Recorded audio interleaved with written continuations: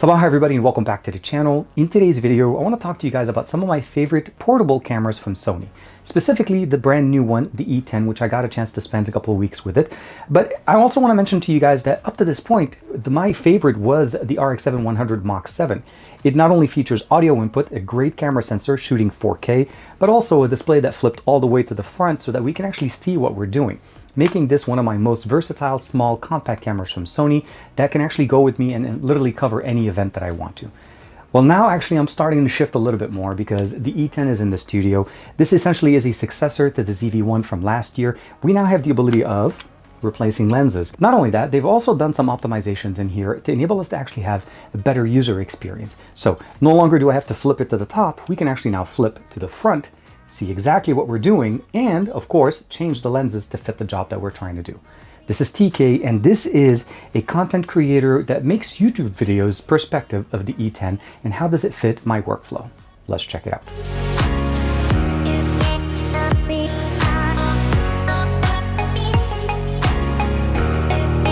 Like and subscribe, and make sure you hit that bell icon so that you're always notified to whenever we have new videos on the channel. So here I have both of them. Again, up to this point, one of my favorite cameras that we got from Sony. Again, the RX100, this is Mark 7. One of the main benefits is the fact that we actually have an audio input now. So it enables us to actually use external audio.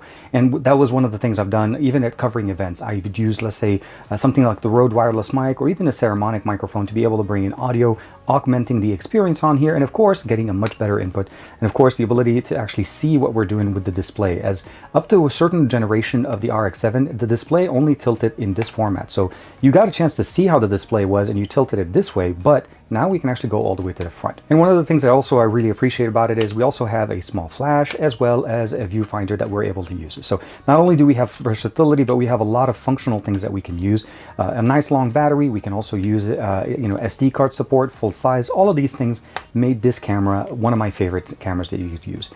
One thing it didn't have, the ability of changing the lens. So pretty much what you had on this is pretty much what you're stuck with it. And one of the other options, of course, is the ability of using much better sensor capabilities, so better video quality. And that was one of the reasons why I almost got the ZV-E1 or the ZV-1 from last year. But this year, I'm actually very happy that I waited because the E10 comes in with so much more functional things. So first and foremost, we'll notice that the size difference is obviously quite a big difference. It's a bigger body, definitely a better microphone configuration. We also have a hot shoe. We don't have a viewfinder or flash, but we don't really need them for this camera. The biggest difference that I really love about this is the fact that the display is not only actually somewhat about the same size, but it actually does articulate all the way to the front. So when I'm using it, I can actually see the entire display. I can make sure that the audio is coming in correctly. Everything works beautifully. Of course, the ability of actually seeing on the entire display when we're shooting, as it lights up the actual display entirely. And when I'm not using it, it actually is covered and protected. That was one thing I couldn't do with the original RX7. The display was always open. You had to put a glass protector on it. So if you put it in your pocket or so on, somebody hits it by mistake, you could potentially damage it. Here, you don't have to keep it on, although you can if you want to. But of course, you can actually just put it back and configure it and close it the way you want to use it. Battery size here, it does use actually a much different battery, of course. It does last pretty decent, almost about an hour or so worth of footage. We have a small built-in speaker, microphone array at the top. They do include a dead cat with a basically the hot tube mount option. So what you get here is the ability of just mounting it. It covers and provides you protection from wind when you're recording outdoors. And the audio is focused to be in front of the camera. So it's not much, the focus on the audio is forward, not backwards when you're shooting video with it. This is actually the kit lens. If you do decide to pick it up with this kit lens, there's different configurations where you're able to pick up the actual camera by itself, just the body, or you can actually buy it with this lens, which enables you to have a decent experience for vlogging, and I'll show you guys some samples with this one in a little bit. Now, Sony was nice enough to include a couple of lenses, again, the kit lens, and one of the other lenses they gave me was the 10 to 18. This is a little bit more of a wider view, but it also works perfectly great with this camera. It's a small lens, it's very compact, and it doesn't add too much bulk to it, so when you're using it, it doesn't actually add too much weight to it, and it works really nice. This does not come with it. You do need to have this thing separately, although I'm hoping to see some configurations or some combos where they're including now other options for lenses. Right now, you can pretty much pick it up either the body by itself or the body with the Sony lens. And just to emphasize the main versatility of using this type of lens system, because you're able to use different lenses like this Sony lens or this one, we can actually even use Sony or Canon lenses on this. And then the only difference that you need to do is make sure you buy basically an adapter. So in this situation, I have my Sigma adapter here that I'm able to configure. Pretty easy. You just basically align the red one to the red one, And now I have a lens that works on my Sony camera that was made by Canon. And that's the beauty of it. Again, the flexibility of using non-native lenses is always going to be a plus. It's not going to be the best situation for everything, but you do have the versatility of using lenses that were not necessarily made for the E10. Now, as far as usability and some of the things that I've been testing out with this, the biggest thing for me you have to understand is my approach to this is a content creator's approach. I'm not looking at this to be just a camera that I use to take pictures and shoot videos. So I need to make it so that it actually fits my existing setup. And my ultimate goal was for me to be able to replace my overhead camera, which is currently a Sony Handycam, to basically make this a better experience. My biggest issue there, I can't shoot 4K 30 frames per second and output an HDMI feed at the same time because for some reason Sony Handycam cameras do not have that functionality at 4K. But this little guy does, and it actually does a very decent job of it. So one of the big things, as I'm showing you guys right now, the way I have it setting up here, I have a C-stand, I connected it, I ran USB-C power to it, and of course micro HDMI out to be able to fit my rest of the setup here, and it worked perfectly, and it did the job exactly the way I wanted it. I did find that the lens, or the kit lens that comes with it, it actually has enough of a versatility to work perfectly for me to be able to get the shot and basically configure it to the way I wanted. The other thing that I also loved about it is I did a live stream with it the day, the day after I actually got it from Sony to check out, where I compared it to the A7S III. We're looking at it here. So I used it as a webcam using HDMI out, as that's the best way for us to enjoy it. And of course, that experience just became even more of a show to say how versatile this system is. Interchangeable lenses, interchangeable functionality for USB-C, as well as HDMI out. The ability of using audio in with an external microphone to augment the audio on this, of course, although the audio on this actually sounds pretty good. Now, I wanted to go outside and, of course, give you guys some example of how does the microphones work with the Dead Cat on the E10. The main difference for me between the E10 and the ZV-1 is the interchangeable lenses, and of course some of the optimizations done on the system. The ability of seeing that light, and of course the red ring or red outline of the display to let me know that I'm actually recording is a big factor for me. The audio, of course, is a big plus here, but it is realistically the ability of changing the lenses. This becomes more functional for the ability of getting the right shot with the hardware, so you no longer have to worry about changing it.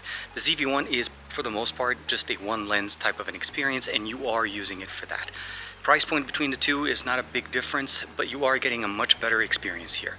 For me, I used it for a live stream. I used HDMI out. I'm also able to use it via USB-C if I want to use it as a webcam. Although the video is not exactly that good when you use it over USB-C, I still feel like HDMI out is using the best or the full potential, since you can output in 4K. And the other thing that I really appreciate about it is that I can actually use this as an overhead camera, which for the most part, that's where it's going to basically stay.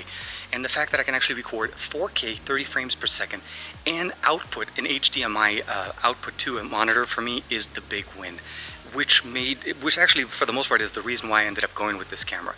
For the price point, including a lens, I think it's a great deal. This is the actual kit lens that we get with it. If you decide to pick it up, you can still pick up the body or different combinations. But again, this should be a good example of what the audio and video is from the ZV-E10 and why I actually decided to go with that one over the ZV-1 for my camera setup in the office. When I then switched over to the kit lens, if you decide to buy this as a package with the kit lens, you're able to pick it up with this setup.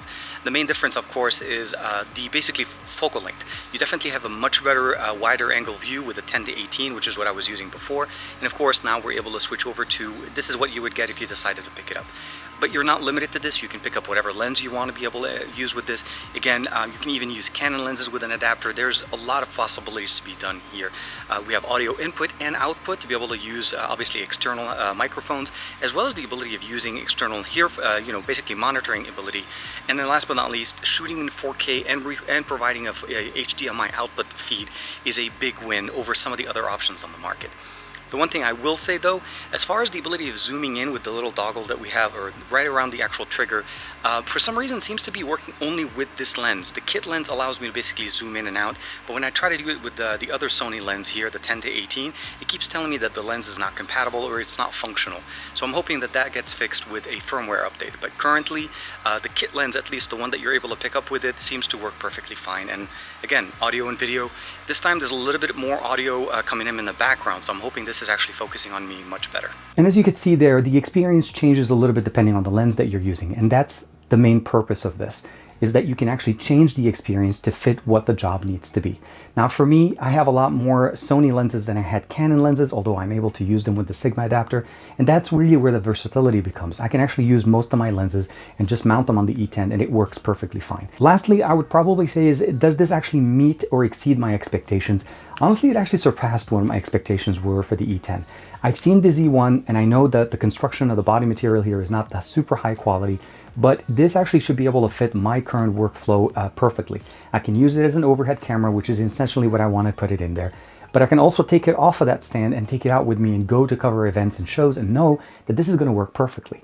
It has a product showcase feature, which enables it to focus on anything that's being held up in front of it to basically lenses, audio input, a whole bunch of different things. Seriously, this is a maverick of a camera system that allows you to actually do so much more without having to basically carry a massive camera system. Although, keep in mind, the quality of the video and the audio from here are not going to match something that is like the A7S III, but from what we've seen in the past, from a handy cam point of view, or even more handheld kind of experience, the E10 can definitely provide that experience and even surpass your expectations. So at the end, I probably would say is I'm glad that I did skip the ZV-1, and it's mostly because I had the RX100. I didn't feel like the ZV-1 was meeting my expectations of, or at least exceeding what I was getting from this camera. I understand that the ZV-1 has more of a flippy display, which actually matches the E10 a little bit more. But at the end of the day, when I looked at it, I spent about $1,000 on the RX100 Mark 7, and the ZV-1 wasn't really doing more for me. This actually does a lot more than what the ZV-1 was doing. And not only that, it actually made a much better experience here for me so that I'm able to use this as my main overhead camera from now on in all of my videos. Now, there is a few caveats, of course, that we need to talk about here. There's no inbuilt body stabilization in here. There's basically just digital stabilization that we have to use. So you need to be a little bit more understanding of that if you're trying to do more of a run and gun type of an experience. So for me, that's something that I don't typically do all the time. Most of my shots are on a tripod, or if not, I'm actually standing in a position I'm doing product shots. So this fits my exact use case scenario perfectly. The lens system that we have currently right now, with the exception of the one that comes in with the kit lens, which is the one that comes in here, is having somewhat of a little bit of an issue whenever I try to zoom in and out with them. It tells me that this lens is not supported, but more than likely this is something that Sony can fix with a firmware update. The reason why I'm saying this is it did actually give me the issue on a Sony lens. It wasn't giving me this problem when I was using it with the Canon. The Canon obviously doesn't support autofocusing. It's all manual whenever you're using basically adapting a lens system from one system to the other. But again, at the end of the day, even with those concerns, I still think that the E10 fits my expectations and of course exceed them with the fact that I'm actually able to use it now as my overhead. Now, sadly, this has to go back to Sony because this was a review. So thank you very much to Sony for allowing me to check out this camera.